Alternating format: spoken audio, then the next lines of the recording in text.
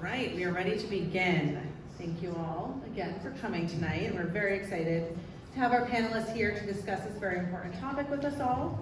I'm going to start by allowing them to introduce a little bit about themselves and why they were asked to come here today. So first we have Dr. Yackley. Good evening, everybody. I'm Dr. Cassie Yackley, and I'm the director of the Center for Trauma Responsive Practice. I've had the good fortune of spending a little over 30 years working with multi-generational trauma and a lot of work with residential treatment and schools. I'm honored to be here today to think about our policies and our work in New Hampshire. Wonderful. And this face might be a familiar one to you if you all watched intently and closely enough here. Actually, the executive producer and director of our film tonight. So thank you so much to come here from Maine to join us for this event and for allowing us to use your film for the screening tonight. You bet, and I'm glad you think I still look like that guy. Absolutely you do. I'm Ross Green, founding director of Lives of the Balance, and have worked with lots of schools to help them dramatically reduce or eliminate the use of restraint and seclusion. Hi, I'm Brian Dalamira. I'm a special educator in Winooski, Vermont. I've been working in alternative settings within the public schools for about 12 years now. I've worked with restraint and seclusion the entire time, and in the past few years I've been advocating in Vermont with a similar bill, House Bill 409. It's been a while, but so I got started with advocacy work with that. Lissa Mascio, I am the Associate Child Advocate. I'm an attorney, and I do our legislative and policy work here at the OCA. I also have worked for DCYF here in New Hampshire as a child abuse prosecutor and did some legislative time with the Department of Corrections as well. Thank you.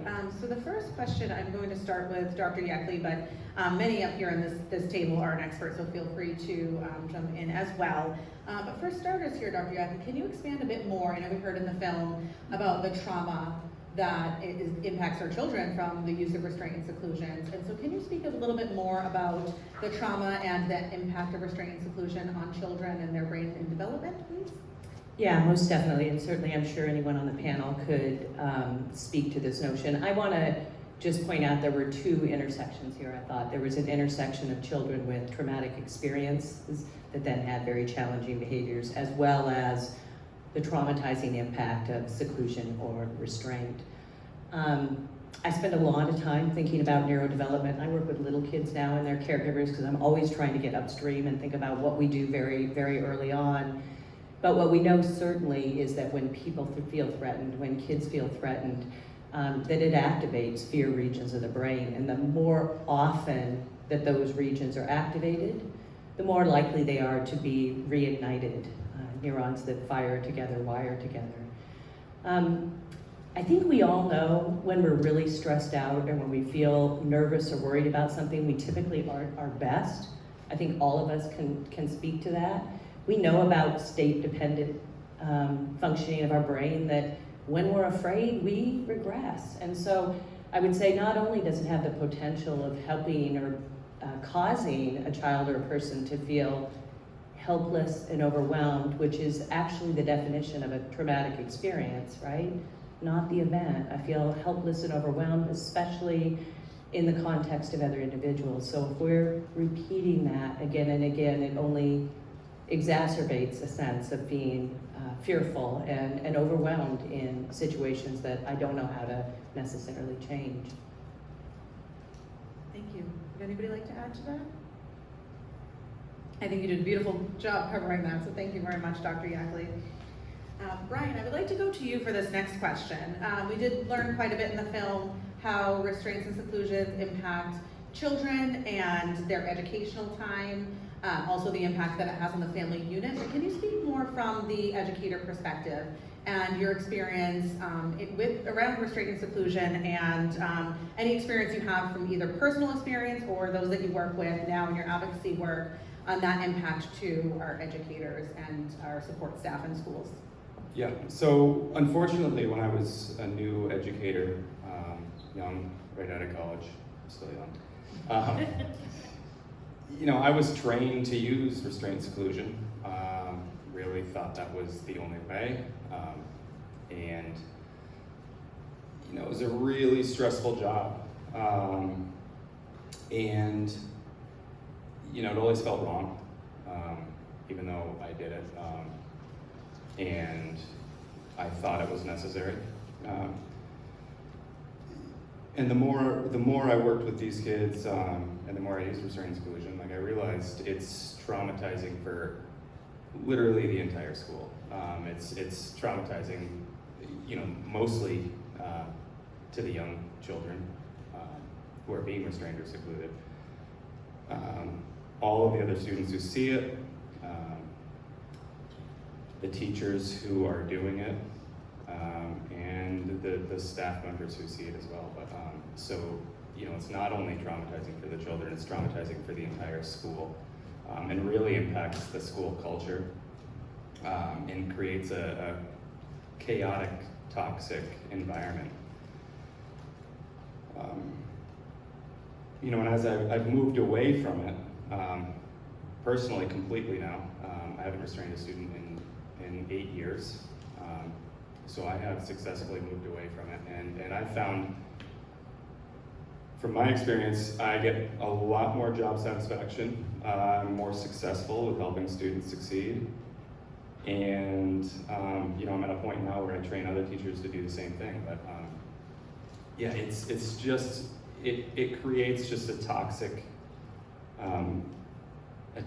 work environment where nobody wants to be, teachers and staff included. Thank you. Now I'm going to share some numbers with you before we move on to our next panelist. The last most updated data we have for restraints and seclusions in school in New Hampshire is from the 22-23 school year. It appears this data comes out in the fall, so I'm sure there'll be more to see, more recent data sometime in October. But they categorize it by public and non-public schools. And within that school year, the number of restraint reports in the public schools was 1,209. Number of seclusions reported were 570. And then we look to our non-public schools, who also have the same reporting requirements.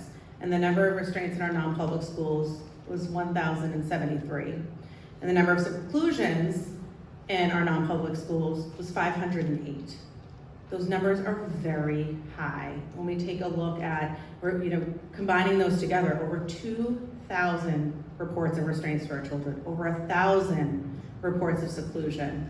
So this is a real problem here in New Hampshire. We're not talking about seeing other areas across the country and that's a them problem, that's their problem to fix. This is impacting our very children here in New Hampshire day to day. And I do not anticipate these numbers to be drastically different when we get that next reporting year's data.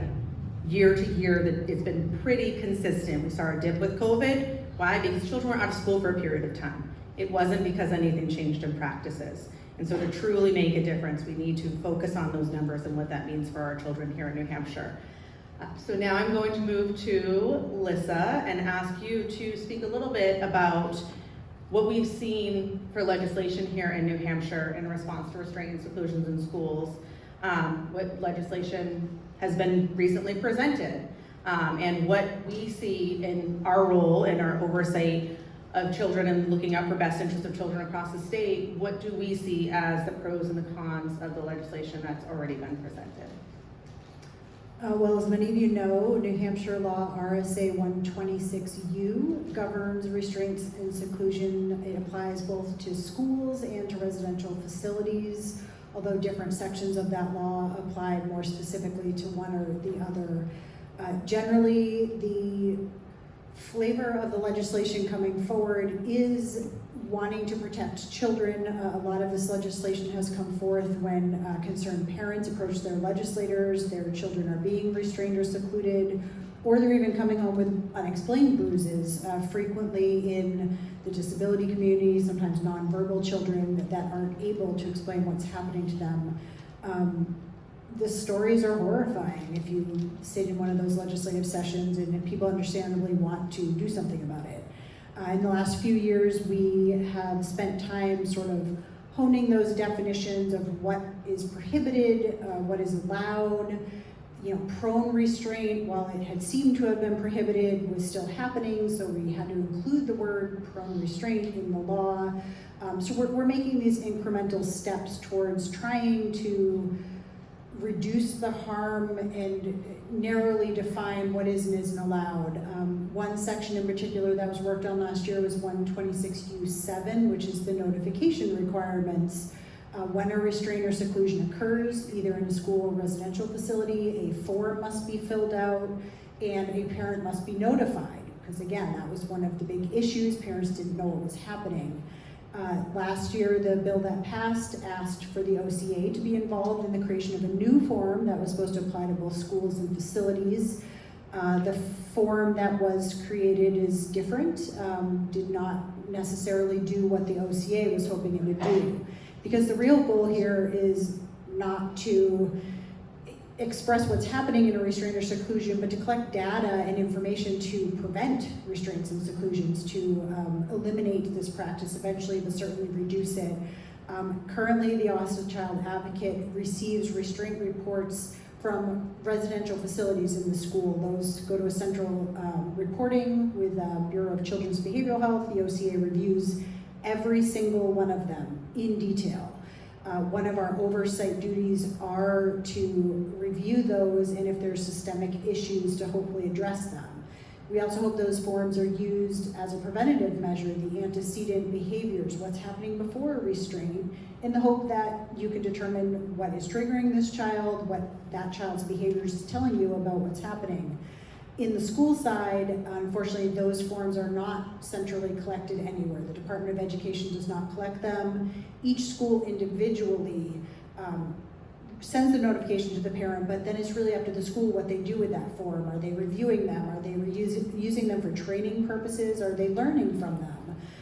Right now, the Office of Child Advocate does not have the ability to oversee those forms, to do the same sort of systemic view that we do with the residential facilities.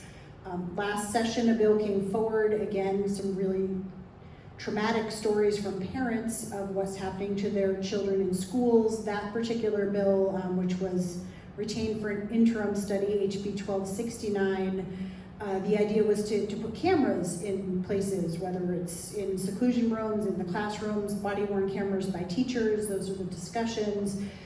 It really is an accountability bill, because parents want to know what happened to their child, understandably. However, what the Office of Child Advocate would really love to see is, again, focus on prevention. A camera has not been shown to prevent or change behaviors, although you may be able to hold someone accountable after the fact. But the real goal is to not harm the child, not traumatize the child, not create this toxic, traumatic environment in schools. I think Dr. Yackley said it best, getting upstream. So the hope really is to start a conversation of how to get more upstream into preventative measures. It's great when you can hold someone accountable after the fact, but it'd be even better if that child and that teacher did not have to experience that trauma in school, which is supposed to be a safe place for kids. Did that answer all your questions? Felt like there was a lot of questions. Beautifully done, thank you very much. And of course, we don't want to wrap up tonight in the gloom of what we have seen here today and what we understand happens to our children in schools. So it is very important to make sure that we round out tonight talking about solutions and hope for the future. I'm going to give this question to both Brian and Dr. Green, who have been doing a lot of this work already and are very willing to partner with us here in New Hampshire to help us with legislation and to move in the right direction to reduce restraints in schools. So either one of you, please feel free to jump in on some of our solutions and leave us with some hope. You know, one of the big things I hear about is teacher training or training for paraprofessionals. And if you go to any schools, you'll hear, we don't have the training. And to me, frankly, that's just an embarrassing answer. Because we all know to be a teacher, you need a lot of training. You need at least a bachelor's degree. Most teachers have a master's degree. We have quite a bit of training. So for me, the answer is we need different training. In every state, there's some schools who use zero restraint and zero seclusion. In other schools, they're using it hundreds of times every year, multiple times a day. And what I've learned is there's no difference with the students.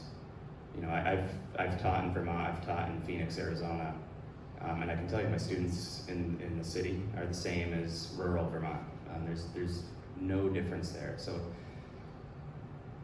and that's another argument I hear is like the demographics play a role in those, and I don't believe that's the case. I really believe it's the way that staff is trained. So that's a barrier, right? We hear training's expensive, and I disagree with that as well, because like I said, we just need to change what we're training. Schools spend a lot of money in training teachers how to restrain students. That money would probably be better spent training teachers how not to restrain students. So it's really just about, you know, to me, it's how you're spending the money. And I would argue that it's probably cheaper. We spend, you know, if I look at the time I spend, which is another argument, teachers don't have time. You know, if I restrain a student, that's a lot of time dealing with the crisis. And then there's also time spent with follow-up. And that's just one person, right? That's just me. But then I need to get an administrator involved. So you have two people there. Probably a school social worker or counselor, probably a paraprofessional. And we have to have a meeting with the parents to debrief. And that's just countless hours. So you're talking 4 or 5 staff members spending hours, you know, actively dealing with a crisis, and then hours following up. Where, you know, Dr. Green will talk about a lot of the solutions. A lot of that takes one-on-one time with a student, one staff member, and just a little bit of time. And that prevention goes a long way. So, you know, I think as you talk to educators about this, those are the 2 arguments you'll hear. It's costly, and it takes a lot of time. And in my experience, I think it takes a lot more time and a lot more money to actually restrain students than to prevent restraint seclusion. So let me talk a little bit about what we've been teaching educators to do, often in the name of crisis prevention. We've been teaching them how to de-escalate and restrain kids. That's not crisis prevention. That occurs very late in a cycle that begins with an expectation that a student is having difficulty meeting. That's the thing to remember. The sequence begins with an expectation that a student is having difficulty meeting. We tend not to focus on those expectations. We tend to focus on what comes after the expectation isn't being met. The kid's concerning behavior, which is a frustration response. But what have we also been doing? We've been very focused for a very long time on modifying those behaviors, typically through rewarding and punishing. But the behaviors are late too. Once again, the expectation the student is having difficulty meeting is early. Then comes the frustration response, the behavior, late. Then comes de-escalating, later. Then comes a restraint or seclusion, even later still. If we want to break the sequence, we have to begin where it begins, with expectations students are having difficulty meeting. In my line of work, we call those unsolved problems, otherwise known as problems that have yet to be solved, otherwise known as problems that are waiting to be solved. These are things classroom teachers deal with on a daily basis. The thing is, rewarding and punishing aren't problem-solving strategies. They're just behavior modification strategies. So we're talking about some big industries here. The behavior modification industry and the de-escalating and restraining industry. I've heard them referred to as cartels. We need to break the cartels so that we can start training educators on what to do early at the beginning of the sequence, where a student is having difficulty reliably meeting an expectation, where there is, in the parlance of my line of work, an unsolved problem. This is about problem solving, not behavior modifying, not de-escalating, not restraining or secluding. Those are all very late. We need to help educators start focusing on expectations students are having difficulty meeting and give them permission to meet kids where they're at. Because if a kid is exhibiting a frustration response in response to an expectation they're having difficulty meeting, that expectation is out of whack for that student. So I can't go without mentioning, and that's retraining. That's helping people learn how to solve problems with kids rather than modify behavior, rather than de-escalate, rather than restrain. Huge industries. But the other piece is this. We've got to take the teacher perspective too. I tried to get as much of the teacher perspective into the film as I could. I didn't have complete control over the film. I got some in, but not as much as I wanted. No one wants to restrain or seclude a kid. Brian didn't when he started, he still doesn't now. No one wants to restrain or seclude a kid. No one wants to feel unsafe in their classroom. People think they need restraint and seclusion because they're not sure what to do early. If we help and train people in what to do early, they don't think they need restraint and seclusion anymore. Brian hasn't done it in 8 years. This is someone who thought he needed it and no longer does. He must be doing something early so he doesn't find himself being late. What Brian didn't say, but I think he would say because I've heard Brian speak before, is that Brian doesn't feel less safe because he's not de-escalating and restraining kids.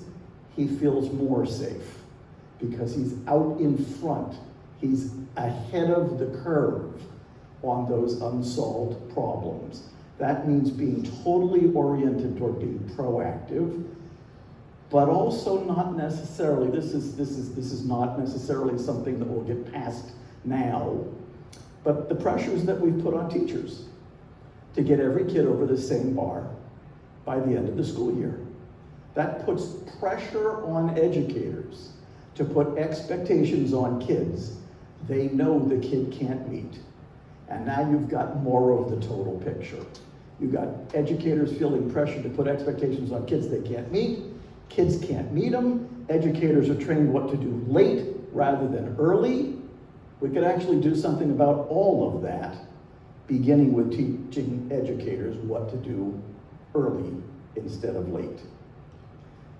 That's why, just as an example, the Fairfax County Public Schools in Virginia, the largest school system in Virginia that got sued by its parents for underreported restraint and seclusion, had lives in the balance as part of the settlement. They were doing thousands of restraints and seclusions every year 3 years ago. They're now down to the dozens. What did they do? It was prompted by a lawsuit. Hopefully that's not going to have to happen every time. What did they do? They started retraining their teachers on what to do early rather than what to do late.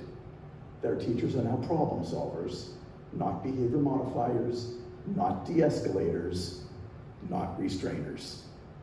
It's not that hard. We just have the commitment to make sure that it happens. And sometimes that has to happen legislatively. Thank you. Yes, absolutely. I did want to follow back up with Brian. Brian, could you tell us a little bit, you shared the number of the bill in Vermont. Could you share a little bit about what was included in that bill and what the hope was, what you were hoping to see if that bill had been successful?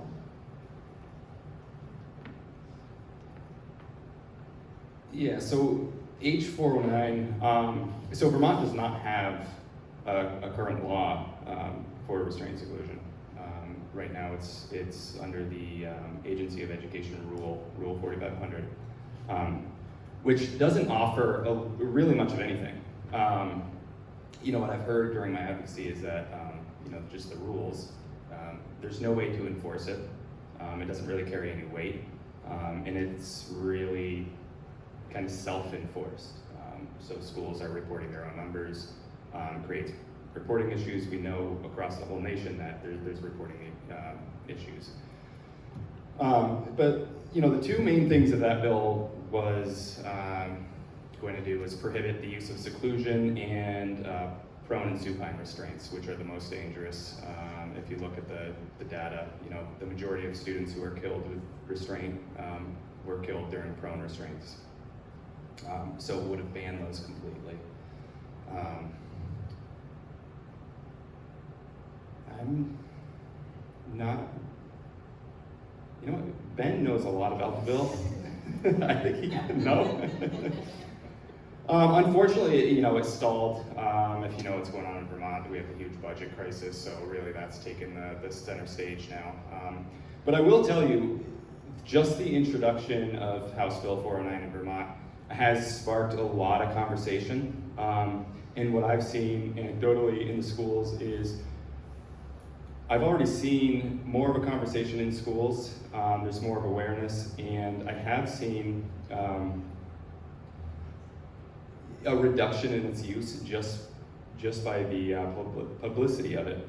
I work with a lot of outside agencies who come into schools. You know, like a lot of schools have contract services out with mental health agencies or private practices that will come in and provide behavior interventions. And what I'm seeing now, what I saw prior to the bill was a lot of restraint seclusion done by those contractors. And now I'm seeing a lot more pressure to, you know, more therapeutic services. And so I'm seeing a definite change in training. People are talking about it. I hear, you know, a lot of people think that it's going to be banned. So a lot of companies are getting in front of it and training in different methods.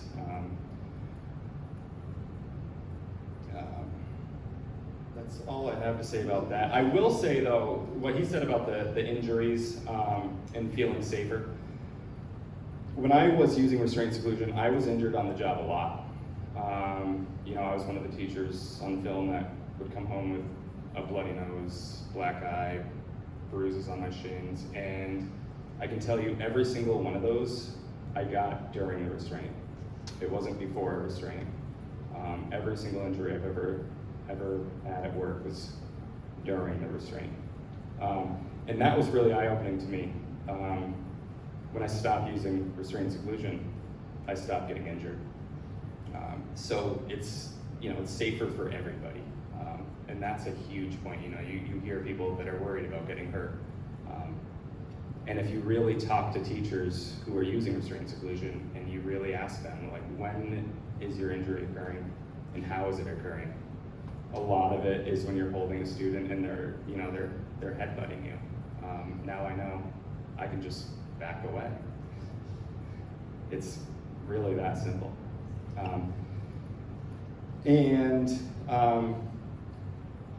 Similar to the Fairfax schools in Virginia, Where I started my advocacy was in the Harwood Unified Union School District in Vermont, where I worked for a year.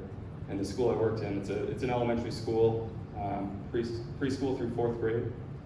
It's got about 400 students, and they were reporting 250 restraints a year. And that is when I started my advocacy. And since I started advocating against the use of restraint and seclusion, they've now put in their school board policy a prohibition on seclusion, as well as prone and supine restraints. So those are no longer allowed in the district. And in one single year, they went from, I think it was 250 restraints. The next year it was in the 20s. And that was with no training. That was just saying we're not going to restrain students anymore. And since then, they've been doing a lot more work and training, so I'm hoping those numbers go down and hopefully we'll see the single digits, but a lot of it is just not doing it. Thank you. I'd be remiss if I didn't touch on the fact that we see restraints and seclusions. I believe Lisa touched on this as well. Not only in our schools, but we also see them in residential facilities. As she had mentioned, the OCA reviews all restraint and seclusion reports at residential facilities. I should specify, we have a number of facilities in our state that also provide full-time education on site. We receive the reports strictly for what they consider those home hours. So before a child leaves their dormitory area to go to school in the day, and then when they return home from school in the afternoon, and even if the school's on the same site, the school hour restraint numbers and those reports are not provided to the OCA because our oversight at this time is limited directly to those after hours. And so what I can tell you for numbers that we receive, we do track them on a monthly basis to see how many reports we receive. We do receive reports from some facilities in our neighboring states that care for our New Hampshire children. From month to month, it can be anywhere from 80 restraints in a residential facility up to, on higher months, we've seen over 130. We've seen some facilities where one site has had 60 restraints in a month. Those numbers are extremely high, and we know these are our children who are more vulnerable because all of them who end up in this level of care have been removed from a family-like setting. And that's trauma number one, and whatever else they bring with them from what they experienced in that family-like setting before that just compounds that trauma. So I did want to open it up to see if there was anybody on the panel that wanted to comment on restraints in residential facilities. I would just take this opportunity for a moment, both in my capacity in consulting in trauma response and residential treatment, but also often called in by child protection or other folks to take a look at kids in residential treatment and how we've been providing services for them. And I just want to make a plug, since we've been talking about teachers. These are staff that are working in really challenging circumstances, often with the very lowest pay. In some of our larger centers, these are largely new American populations that are treating our children with the very most need.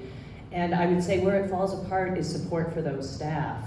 I can even see opportunities where we can watch a drop in seclusion and restraint simply after time spent in reflective discussion about those kids that they're working with. So I wanted to make an emphasis on how critically important it is that we're not just training psychologists, we're not just training the mental health providers, we are devoting sufficient ongoing time with staff who are on the front line, whether we're educators, child care providers, residential treatment providers, we're all in that same camp.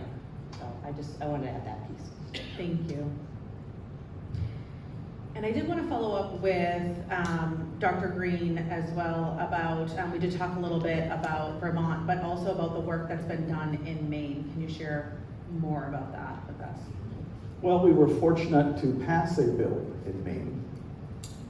Wasn't everything we wanted, but it was better than nothing. Ben knows the numbers better than I do in terms of what's happened post-passage. My impression is that there was quite a bit of uproar right in the beginning, and it's died down significantly. Once again, no one wants to restrain or seclude a kid. I think it's good that people know that it's something they're not supposed to do and that there is legislation behind that. And beyond that, it's a matter of committing to not doing it and knowing what to do instead. I think that those two go hand in hand. Thank you for that. And yes, we do. I mean, even here, we've heard from teachers in New Hampshire really feeling like I'm missing a tool in my toolbox if I don't have this. You know, what am I going to do, as you had touched on as well, Brian? And it is truly, I think, critical for them, and as you had mentioned, Dr. Yackley, our frontline staff in residential facilities, to feel that they have the solutions. And this has been, I think, one of the issues that we visited here time and time again in New Hampshire is, what is the right step to take first? Do we restrict these practices and provide no training and leave our educators with their hands tied, not knowing what to do with our children, and everybody is in fear in the classroom? Or do we get some training and there's no guarantee it's going to eliminate the use of restraints, so is it worth spending our state's money on a training for teachers when there's already a number of trainings out there? And I think what we're hearing here tonight is it's a little bit of everything all at the same time. Do you want to expand on that? I don't care what goes first. I care that something happens, right? In Maine, it was legislation first. In Fairfax County, Virginia, it was a lawsuit first. In one of the school systems that we work with in Maine, it was a very embarrassing story in the newspaper first. I don't care what goes first. Legislation tends to take a little while. Let's get training. Let's get some schools doing this as a proof of concept, just to show the rest of the state that it can be done. Fairfax County is a model for the rest of Virginia for what can be done. I don't care what goes first, I care that we get something done. That's a perfect answer. Thank you. And but right before we wrap up, I would like to hand it back to Dr. Yackley for a moment. If you can expand for us a bit. You had mentioned in the beginning about really trying to get upstream and about this proactive work. And so can you explain to us what we see for outcomes for children when there is that work on the front end, when we're getting really upstream, well ahead? What are we expecting to see as outcomes in the long run for those children? Healthy, productive lives. It's the first thing that came to my mind at 7:45 when I'm a morning person, if we're honest. I believe in post-traumatic growth. I believe when we believe in students, when we believe in staff, and we give them the skills and the support they need, they do good things in the world. I didn't know where you were going with this particular piece with this. I'm just gonna say this out loud because many of you know that I am spend my whole life thinking about young children, and in particular child-parent psychotherapy. We intervene early. We scoop up parents of very young children. We help them understand their own history as it relates to parenting their child and provide the actual supports they need to keep their children in the home before they're moving them into residential treatment or bouncing around various forms of treatment. We've got really solid, I would add this, we have really solid evidence on Dr. Green's approach, on lots of different approaches, but New Hampshire needs to be thoughtful in selecting evidence-based approaches that have demonstrated evidence and not just grabbing on to the next approach that we think is hot. I think we need intelligent, ongoing discussions about where to spend the money and how to bring that in at a robust level for our families and for our kids. Thank you for that. And as I had mentioned, wanting to end with hope, I just think it's so critical for you to share the words you just shared. There's so many people that believe that once a child experiences trauma, that's it. Their life is over. Their trajectory of life is already selected for them, and it's negative outcomes only. But we know that not to be true. We know with the right interventions, our children can be healthy and productive members of society. And so I want to make sure that we all leave here, although a very difficult film to watch, we leave with that level of hope. And that parents are worth it. I heard so many caregivers in here reaching out and looking for, how do I figure out how to help my kid? So let's scoop them up too. Absolutely. Thank you to all of our panelists, and thank you again to everybody for coming out.